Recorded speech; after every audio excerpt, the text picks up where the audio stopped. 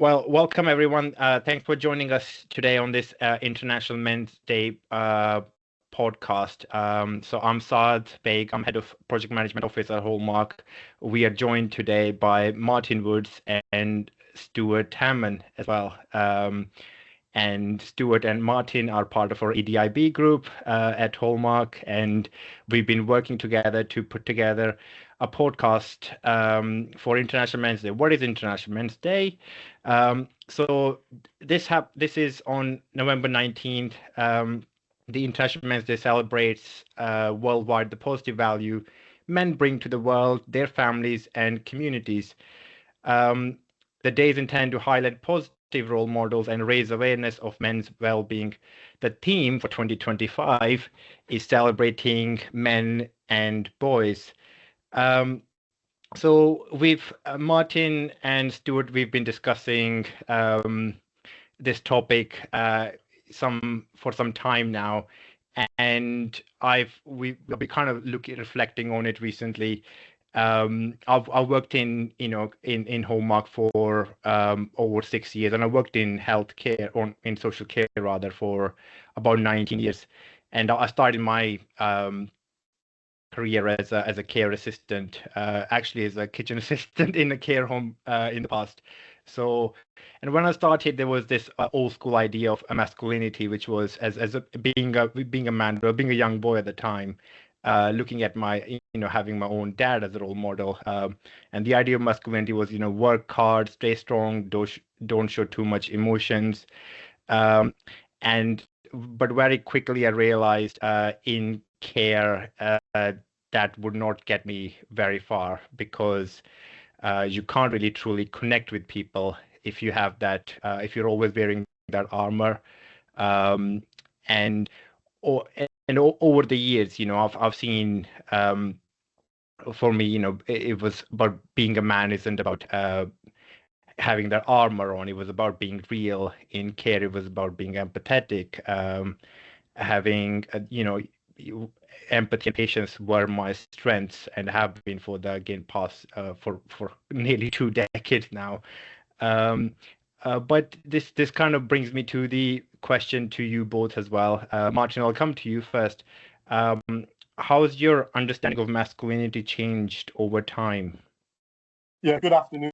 My name's Martin, and I'm the Hospitality Services Manager in TNVIS in Cardiff, and I've been with the company for 3.5 years. And I'm really happy and keen to be part of this programme today. So, yeah, my overview of that question, Sad, would be it's a generational aspect, really. Certain aspects of the generation, especially for myself, we didn't have a lot of people to talk to open up. And I think over the years, especially in certain workplaces, the military, police, the fire service, I think that masculinity is faded away. You can no longer call anyone a policeman or a policewoman, they're police officers, or a firefighter.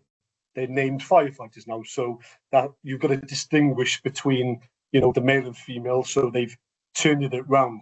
So I think we've moved forward on that. But I've got a personal take. 15, 16 years ago, I was working in a hotel and I got made redundant. And I was the main provider for myself and my wife. And it put me in a very, very dark place, because I'd never been made redundant before, and I felt as if I'd done something wrong. And at the same time, my daughter was about to be born, and I just had an extension put on my house. So all this finance hit me straight away. I didn't tell my wife for about 10 days that I'd just been made redundant. She was still going to work while she was pregnant. And I thought, how do I tell my wife? Because I am the sole provider. And do you know what? The support I got from my wife, I was expecting it, but it took a lot of burden for myself. Because I thought, being a man, being from that generation where I should be providing, I felt as if I let my wife down. And it didn't. And then I enjoyed the rest of the 15 years, obviously my daughter, and I had the extension put on my house. And then I got made redundant 4 years later. But guess what? I was prepared for that.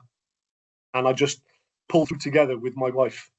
So I think that burden of being that tough person, because I am a tough person, I think most people are. I had that support from my wife of 27 years. So I think it's changed over the years. And that, yeah, that's a really, really powerful story, because, you know, your own perception, you're right, you know, a lot of times men do perceive themselves as a breadwinner, and the ones that have to be, you know, there's that question around man up, and I'm sure we'll cover that later on. But it really, really good perception, Martin, and you know, you had your own personal story to go through. Stuart, what's your view on it? Yeah, great to be here. I'm Stuart. I'm also a hospitality services manager, but I'm based at Maycroft Manor in Brighton. I've been in the company about 2.5 years. Yeah, masculinity's changed over time. My perception is more from the men that were in my life, and I think very similar. We're all going to potentially have similar stories. You were saying about being a KA, a KP, sorry, or KA, and there being that sort of kitchen culture. But it was everywhere, I think, when I was growing up, where, you know, you get your head down and you get through it. I think that was pretty much a lot of the theme from a lot of the men in my life when I was growing up, and, you know, for many years. So that masculinity of like, yeah, we're all blokes and we can take it on the chin, man up, which I won't go into that now, but you brought that up. Wonderful saying that is. I say that tongue in cheek, by the way. But I think over time, for me personally, holding it all in and getting your head down, it does have its merits at times, because sometimes you have to get through a period before you realize it. But actually, time can make you forget that you've actually got to go and look at those bits that you've had to just get through at a time, and they can manifest and become, you know, they can become pretty tough. I think masculinity to me now, you know, in this present day, is, I mean, you mentioned being like empathy. I believe you mentioned, Saad. For me, it's about being dependable. I've got a family, and I've got another half of a single income family, but it's about being dependable, honest, open, and that's, you know, and I think that's a sign of strength and masculinity to myself now. So, you know, in a social aspect, I think it's moving forward in a positive way. Martin, you gave a great example there at the beginning with the police force and you know, and all of that. So it's definitely changed over time, you know, but it's almost tougher to say at the moment, you know, from previous experience, you know, I'm struggling is actually the harder thing to do, isn't it? You know, putting your head down it's the easy option. It's the easy out to a point, but it'll come back and bite you. So yeah, and it's about being able to say I'm struggling without feeling less of a man, you know, and that takes real strength. Yeah, and that's absolutely a good point, because, you know, men in the, this leads me to our second point, you know, for this conversation.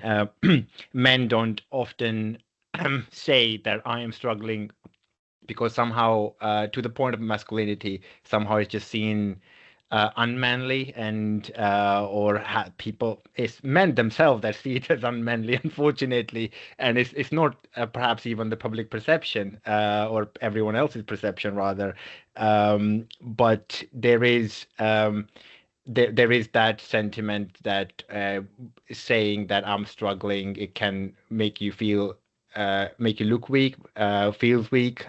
So men sometimes just, again, that whole idea of manning up. So and that's one of the stereotypes, you know, I kind of I feel in society rather, we need to challenge. One of the challenges I've always had, you know, again, having my whole career in care from a very, very young age, is that caring roles aren't for men, or men can't be very good carers. And and men can't be compassionate, and women are better suited to care. And it was kind of that stereotype always, and it has always been a very female dominated space, perhaps because of that perception. And in my experience, a lot of there's been great dedicated carers in women as well as there have been in men, equally as dedicated, in my experience. But these are one of the stereotypes I have, seen. And in the couple of decades I worked, it has got better, from where I was, almost 20 years ago to where I am now. But in your experience, so I'll come to you, Stuart. What stereotypes about men do you think still need to be challenged in today's society? I was watching a program. It's really following on from what you said. I can't remember what program it was, and I think a big one is men not crying, not talking. Not crying is the big one. Like, men do cry. I mean, everybody cries, right? But it's actually, I was watching a program and some guy was crying or about to break out into it, and you start apologizing, don't you? You just start sort of apologizing. I think it's okay to do that. I mean, you're only crying because emotionally you've hit a peak of some sort, and it's a way of releasing, isn't it? Yeah, I think that needs to be challenged, certainly. Like, it's okay to do it. I mean, like you say, I think as men we put pressure on ourselves to not do it, but I think that would be a huge one. I think that would be a massive one to do. Another stereotype, I don't know how relevant this one is so much now, but another potentially that needs some breaking down, I would say, that men are only, like, the pressure we put on ourselves and the way that we look at ourselves is actually we're not just valued for what we do or what we earn. Like, we're not, like, we're not just valued like that. And I think that's a stereotype that men need to break down with themselves, because we're fathers, we're caring, we're compassionate, we're all of that. But I think that's a personal thing that we as men need to look at. Sometimes, not with every man, of course, but certainly with myself. I went through a period of having to break that down. That I'm not just I'm not just seen as this guy goes to work and earns money and that's it. Actually, it's important that I'm home, because you bring more to the table than that. So I think that was another really big one. But they were the two main points for me, which I was looking at. And I don't want to say too much and go into anything anybody else was sort of saying, because vulnerability, not crying, it's all very similar sort of stuff. But you need to break that down with yourself to open up to it, to enjoy the benefits of not carrying it around with you. Yeah, absolutely. One of the stereotypes I break down always, at home at least, is I can't do any handiwork. So people assume I'm gonna assemble a table or a bed, but then no, that's I can't do it. But my mum did it last time. Anyway. So I broke that down pretty well. Martin, over to you. What stereotypes do you think that need to be challenged about men in society today? Exactly what Stuart just said. I'm just going to mirror exactly what he just said. But, I think the biggest challenge, and I think we've addressed that over the years and in jobs and in politics, that, the financial aspect in terms of salary is becoming more apparent that it can't just be men all the time. My wife, depending obviously her role, she's on a far greater salary compared to myself. And I don't see that as a threat anymore. I look at that, okay, she's got a different responsibility, hence the reason why that salary is paying that salary. And I think, okay, she's got the qualities there, she's got the competence level, why shouldn't she have that salary? I don't look at her and think, oh, she's on more than me. So I think a lot of people, especially with the men nowadays, don't feel a burden, don't feel as if we got to be tough anymore. More and more men are working from home, probably looking after their children, because their jobs have changed over COVID. So what are they doing? They're probably doing washing at home. They're probably taking the dog for a walk and picking the children up, while the wife or the partner is actually out at work. So I think modern terms have changed dramatically because of COVID is a prime example. But I certainly don't look nowadays as, okay, I need to earn more than my wife.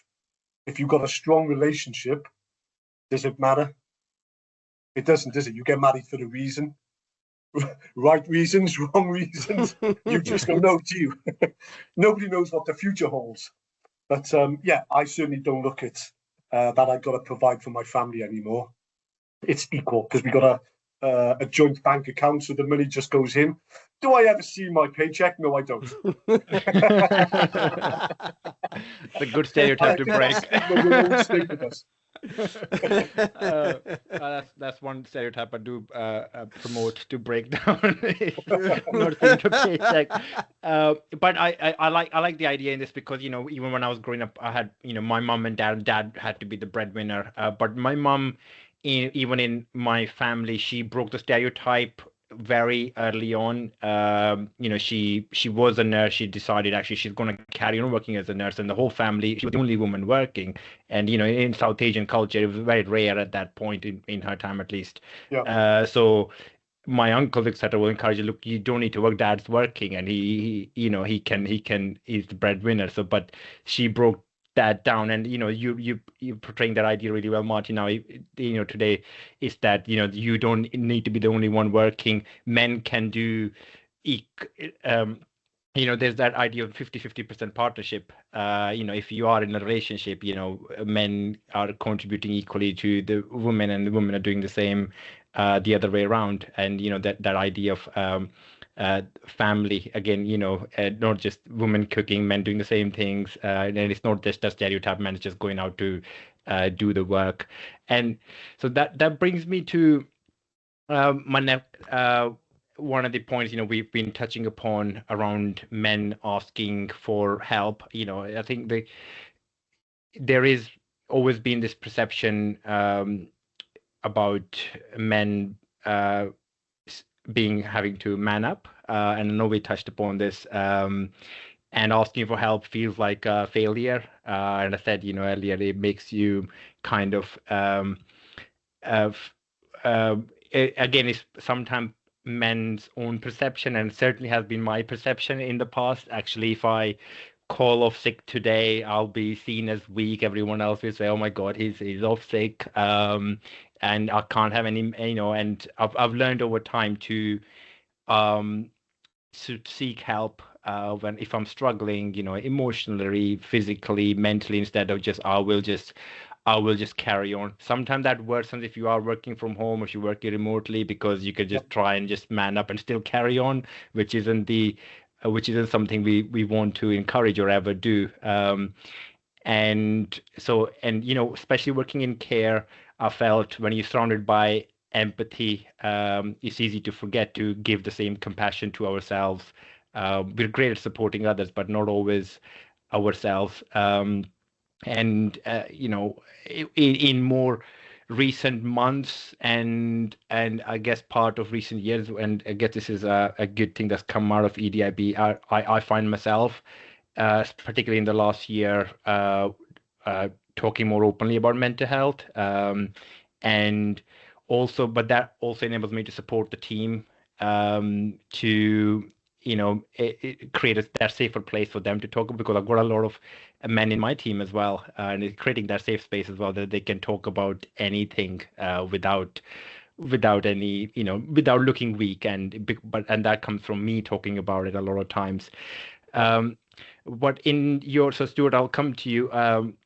What in your view stops men and boys from seeking help when they're struggling emotionally or mentally?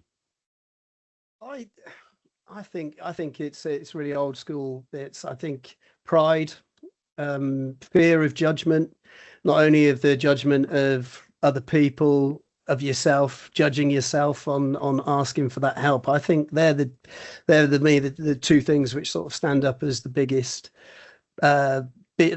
like hurdles to get over, or you know, that personal bit to get over.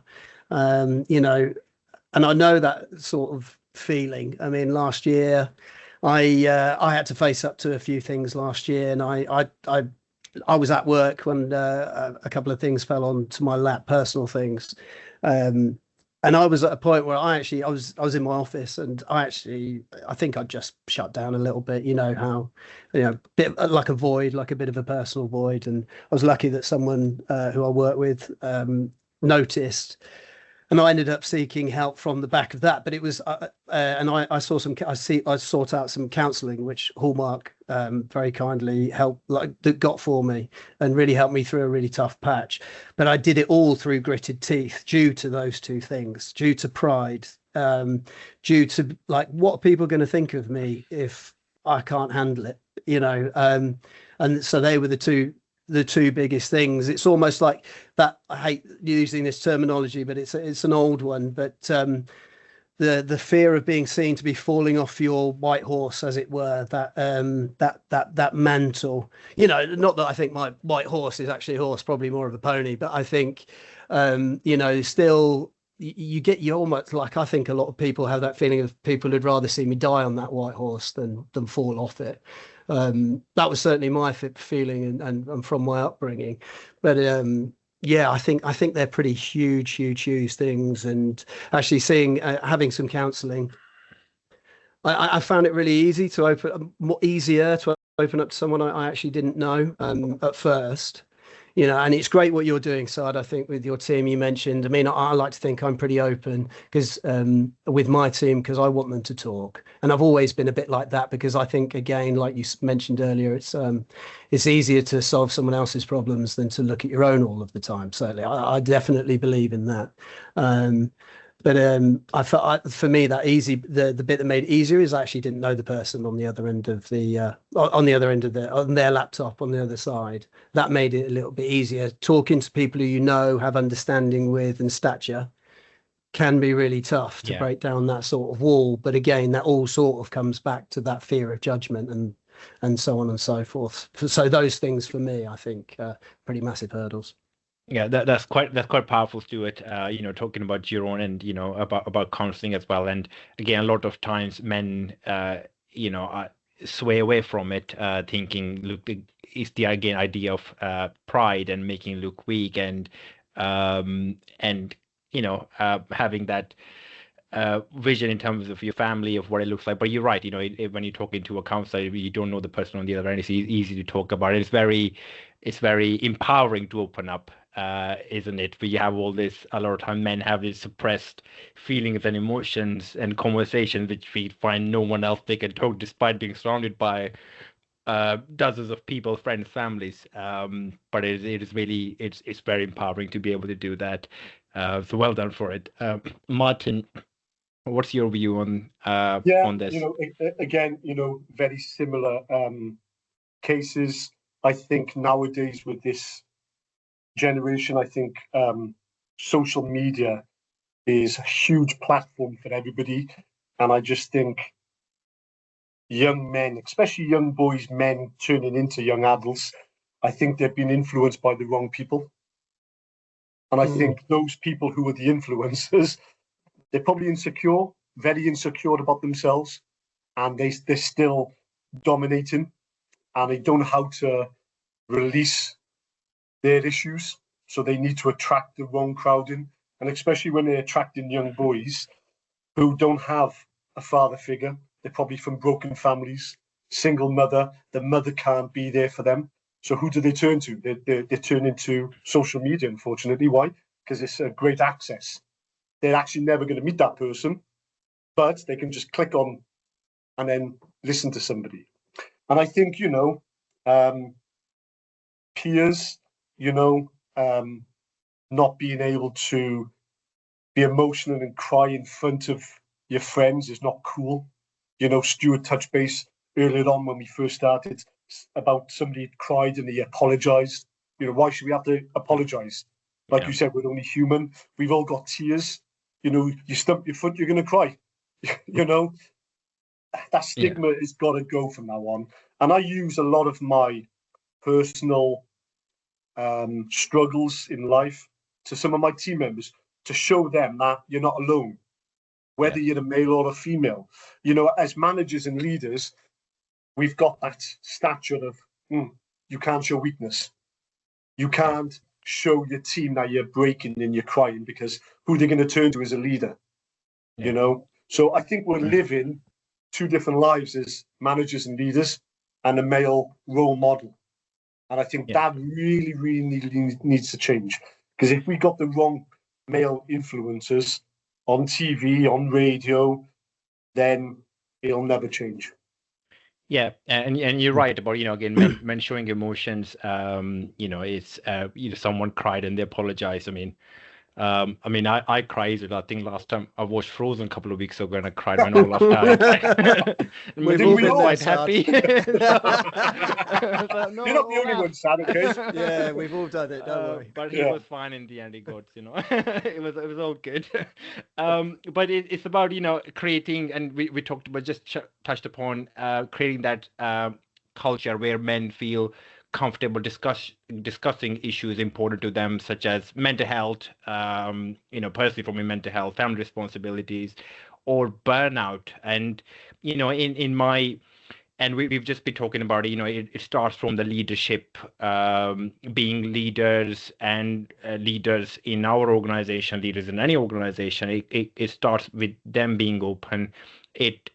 And that's, you know, growing up, that's what was missing in my time. A lot of managers I had, you know, from the early part of my career, you know, they were men, and, you know, they were just, it was kind of like just get on with it scenario. But it's refreshing when I've had now leaders in particularly in Hallmark who've talked about taking time off for family, or shared that they've been ill or taken time off and they've been ill. They've been through burnout. It normalizes it for me, and actually it makes it okay for me to take time off. And, you know, I would someone, you know, previously would have hesitated. Even if I wasn't feeling well, I would just carry it on. But that I've realized over time that was a really, really bad approach. It should have been the other way around. When if I've not been well physically, mentally, or if I needed support, you know, for family time out for any reason, to ask. And I realized by asking actually how much of a burden that gets taken away from me. But again, that came from looking up to my own leadership and seeing, and them being open made me open, and has actually had a positive impact onto my own life. So I'll come to you, Martin, in this instance. So in your view, how can workplaces create a culture where men feel comfortable discussing these issues important to them, such as, you know, mental health, burnout, family responsibilities, etc.? Yeah, I just think training is the biggest one. Yes. There needs to be fundamental training to deal with this situation. And it can be a woman who's conducting the training. There shouldn't be that stigma anymore. You know, it's got to be equal opportunities. Regular discussions, I think, you know, having a safe place to, you know, I'm in a confidential area today where nobody can hear me or disturb me. It should be the same. We should have regular conversations with, you know, our seniorities, our general managers, because they need to understand if you're not performing, instead of disciplining you and pulling you up, they need to understand, okay, Martin, what's going on? So then obviously that can be filtered to the directors. This person's going through some rough times. How can we support them? Because I believe if you're happy in work, you're happy at home. If you're happy in a home, you're happy in work. And it's a marriage which needs to be really, really strong in any kind of workplace. And I think the workplace, we tend to stay most of our lives 8, 9, 10, 12 hours. We go home, we see our family, then we sleep for 7, 8 hours. So we're spending most of our time in our workplace, and we're working with different cultures, you know, different generations. And I think having a nice conversation, I think that burden is falling from your shoulders, that another person, not so much taking the responsibility, but they can understand what you're going through. They can share their personal experiences. And they can understand, now I understand why Martin and Stuart and Sad, they're not performing today. They come into work late today because they got a personal problem. It's got nothing to do with work. You know, the workload is fine. It's just, if you've got personal problems, they say, And it's an old saying, never bring your personal problems into work. How many people can actually do that? Yeah. Nobody. Agreed. How do you turn off? It's virtually impossible. Yeah. Yeah, and that's a really good point, actually, because often people would have asked someone coming late into work, "You're late into work." Instead, it's just a change of terminology. "You're late into work. This is unusual. Are you okay? Has something happened?" They might have come 2, 3 times because I don't know, maybe issue with school run or anything else going on in the home which we don't know about. Instead of saying you'll be late, don't be late tomorrow. It's asking, "Are you okay?" But Stuart, over to you. What's your view? Again, I think we've all had a similar track of thought with all of this, and I'm not going to break that trend right now, chaps. I think you mentioned it earlier, is about the culture filtering down. So the culture starting at the top is a big one for me. Like you were saying, we're talking about our peers, and if you can see somebody else doing something and being open and vulnerable, and they're in a senior position to you, you're more likely, I think, to know that that's okay, and I think that opens up quite a lot. I really, really do. I really believe that. Again, normalizing conversations, allowing for that safe space. I think that's really priceless as well. Yeah. I really, how asking people, how are you really, it doesn't take, to get into people, not get into people in that way, but to get to know people and to understand them, having those open dialogues. How are you doing? You okay? And yeah, I'm okay. And then, oh, do you fancy a coffee? I mean, how are you doing really? Is everything all right? And everything okay? There's certain little ways that we can do it. So normalizing these conversations amongst ourselves, with our team, whether they're senior or we manage them, I think that's really, really important as well. If it's something we're doing every day, it becomes culture, and culture is, as we all know, is extremely powerful. Probably, the most powerful thing that we have around us in and outside of work. Yeah. And then again, creating flexibility around issues that people may have, which, I think our company do actually really well. And I've seen it. Sorry, I'm not, I'm speaking highly of Hallmark, but I genuinely believe it, where I've seen it in action, where we are flexible around people if they are having a tough time, giving people allowances, letting people, change terms of their work. Actually, we're gonna, you've got this job role that requires this, and this, but actually for the next 2-3 months, whilst you look after yourself and deal with these, let me take this and this off you for the time being and sort of lighten that for you.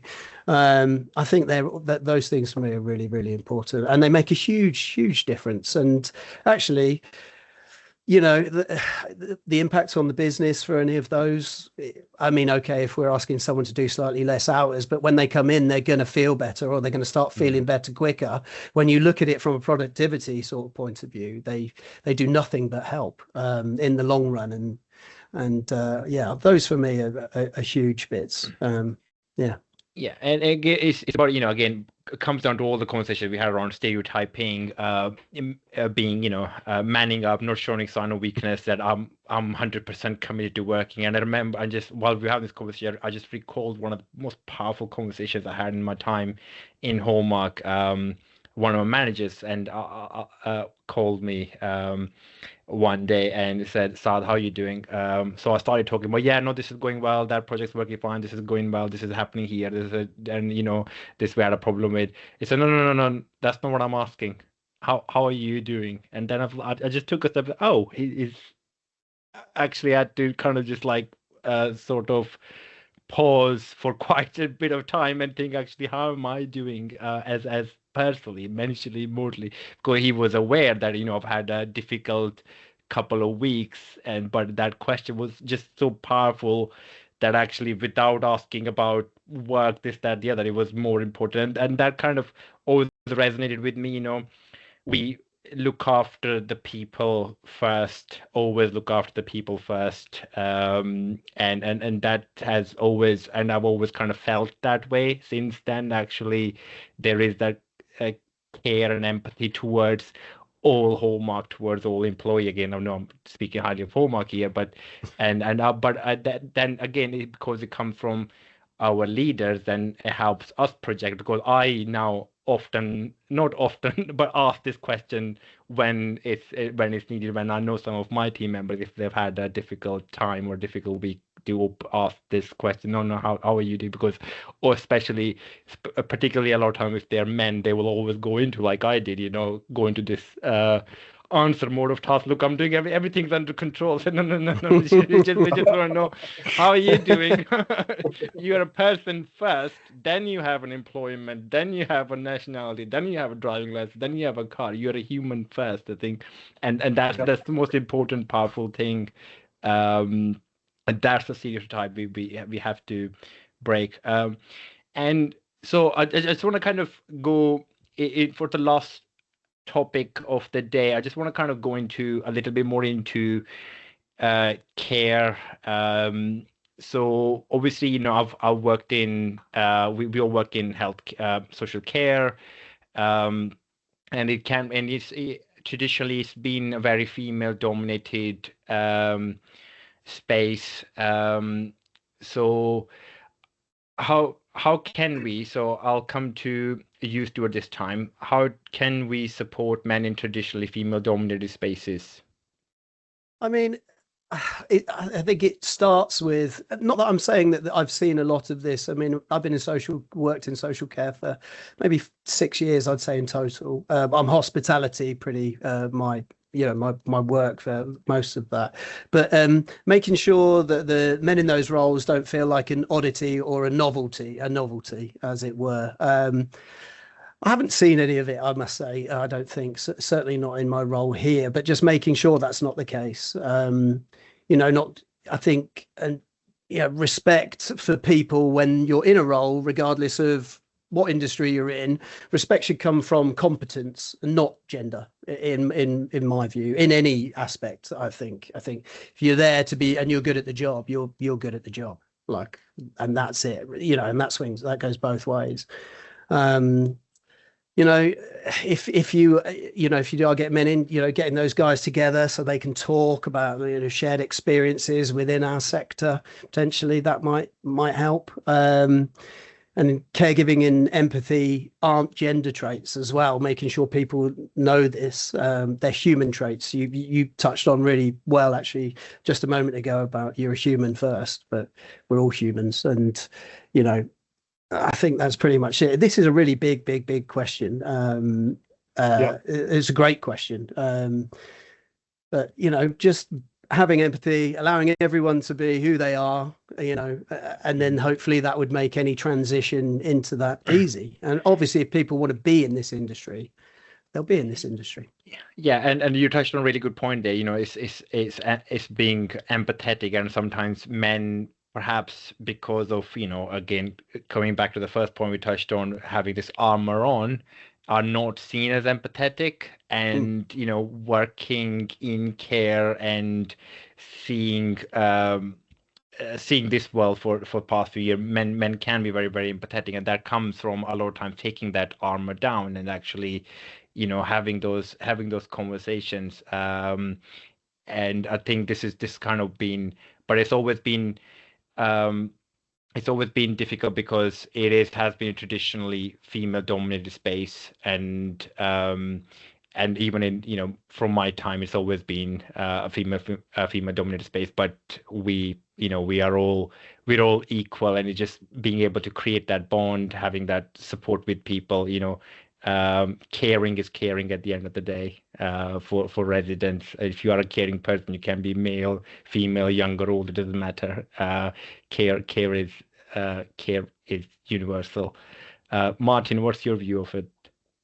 Yeah, for me, there cannot be any obstacles or restrictions in terms of doing any job, and I think we need to have that natural and neutral language within care. It's not a man's job. It's not a woman's job. Prime example, we have a receptionist. It's a male. Has it stopped him from doing that job? 20, 30, 40 years ago, who would have done that job? A woman. Because predominantly they thought, okay, a receptionist, a telephonist would always be a woman. So we've got to change the way we do things now. At the end of the day, it's down to competence, skill. It's a natural ability. Everyone should have the same skill throughout. You know, we got kitchen assistants, male, female. Lifestyle, male, female. HSMs, male, female. Okay, I understand across Hallmark is probably majority of female general managers, but, you know, it's because of their choice. Maybe males don't want to go for the general manager's role. It's also down to the individual. I don't think it's down to the gender. It's down to the individual. Do I want to go for that role? Maybe not. So, you know, restrictions have got to be taken down, and it is really down to the way we talk to each other. That's a man's job. That's a woman's job. It's a job, and that's all it is. It's so simple. Yeah, that's my take. I agree. Yeah. Totally. Yeah, no, you're right. You know, and we see this kind of shift in the industry, and you're right about reception is a very good example. You know, we have male and female. You kind of see that with a lot of time with flight attendants nowadays. You know, I have a few friends who are male, and they're flight attendants. Again, you know, traditionally, and I remember having this conversation with my mum a few weeks ago, and she was saying, yeah, it used to be just women.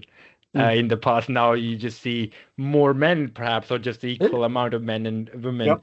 And yeah, even though I've got friends of flight attendant, not that I've ever got me a discount, apart from a Jet 2 holiday. Hopefully not like the meme that's going around, those Jet 2 holidays. Yeah, but at the end of the day, at the end of the day, as long as your beer's cold and you're getting your refreshments, and I mean, it doesn't matter. It genuinely doesn't. It doesn't matter, does it? I mean, does it?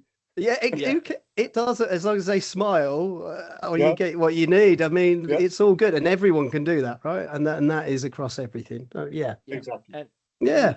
And last point, you know, again, I just want to finish off that conversation is, you know,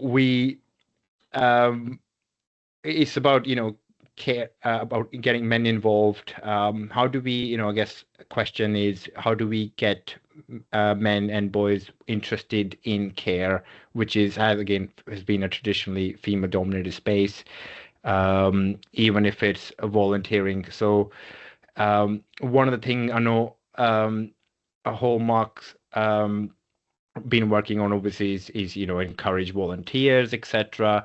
We have then championing social care, and we have Who Cares Wins event, which I attended and was volunteering at last year, and that was, you know, had a lot of schools that attended, boys and girls, everyone from school, and kind of you could they were showcased the careers men had, their panel discussions, etc. Men and girls, again, you know, that the idea was to showcase actually there is a career in care, and it was exposing like it's not just, you know, being a care role. Three of us at this just podcast alone, we don't directly work in, you know, with as a senior care or a nurse, for example. So not direct care roles, rather, I would say. So I've worked through it, and I know you guys work in the care home. So there are obviously other roles. But again, care is, as I said, you know, universal. And if you have empathy, if you have patience, if you have a good heart, doesn't matter if you're male, female, boy, girl, you will fit equally well in. But in your words, how can we encourage more men and boys to get involved or interested in care roles? What's your view? Martin, I'll come to you this time. Yeah, do you know what, Sad? And you're absolutely right. It goes down to competent skills. It's that simple again. If you've got common sense, if you've got personality, if you're a people's person, you can do any job you'd like. You know, when we're advertising for roles, especially in care, and we're putting brochures up, you know, mix the two genders. Why should it just be a woman in a picture? Why should it just be a man fixing a plug socket? Mix it up, you know. And I think it stops that stigma of, oh, okay, that's only a woman's job there. because it's advertised as a woman. The woman's in the picture. It needs to break up. You know, diversity. Why should it just be a person of color, of white or black or brown? Or why should it just be a European person? Why can't it be a different person from a different continent? We're talking about EDIB and culture, nationalities, religion. It's no different than the two genders. You know, at the end of the day, that's the foremost of advertising, because it just stops. There's a barrier if you're just putting a male or a female in a particular job, like a car mechanic. Why should it just be a male mechanic in a picture? Yep. You know, we can see the sports nowadays. Look how popular and huge the women's rugby and football is. It's massive. It's shown on TV probably more than the men. And guess what? They're doing better than the men. You know, considerably better. Completely. You know, they're much better. Yeah. So that's my take on that. Thanks, Martin. Stuart. How can we support them? I think, again, you know, I'm sort of really going over it again. I just, you know, it is for everyone, and it really, really is. And I'm saying that, you know, quite because I work in it and I see it day to day. But, you know, break it from a lot of what we've spoken about on this podcast. You know, if we tackle some of the other bits and men, you know, men's mental health and stigma and this and so on and so forth, and men's pride. But it is, you're right. If as long as men, boys know that it's about the skill set and the competency rather than the title or the perception of the role, then people will come in and they'll come in and know that it's a career path of which they can take, and there's no stigma attached to it, because there isn't any. That's it. Mine's a much more simplified bit there, but I think it is simple. And for men, we need to keep it simple to a point. It's got to be nice and straightforward. Absolutely. You know, so I think you know, this has been a great conversation. We've talked about several really important areas: or men's mental health, or stereotyping, masculinity, and creating safer workspaces. I think we've taken a lot away, and hopefully the audience listening to this will be able to resonate with some of the things we've been saying. And again, one of the things I've taken away from this is being opening up. And I think, you know, and I perhaps didn't even realize before I did this postcard that how much of people being open to me has made me open up more and more. And hopefully I'm hoping to carry on that trend and carry on that culture. And so when we meet again next time, this time next year, to do the postcard, if I'm still allowed to do it by then, so given the opportunity, I could reflect on it more, how that continuous domino effect happens. But that's my closing thought from today. Martin, Stuart, thank you very much for your time. Thank you. Appreciate, and hopefully this will be a good listen to everyone there. But thank you.